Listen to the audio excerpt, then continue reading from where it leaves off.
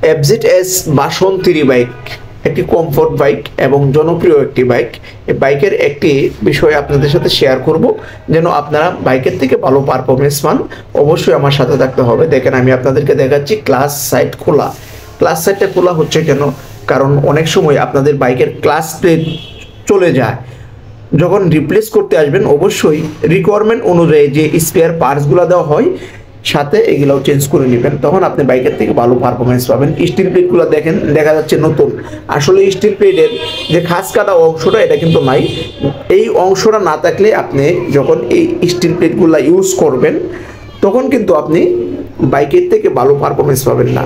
অবশ্যই still plate এবং fibre plate দুইটা একসাথে রিপ্লেস করবেন, সাথে হাফ বডি ফুল বডি যা আছে সবই রিপ্লেস করে নেবেন, তখন কিন্তু আপনার বাইকের থেকে ভালো একটি পারফরমেন্স পাবেন।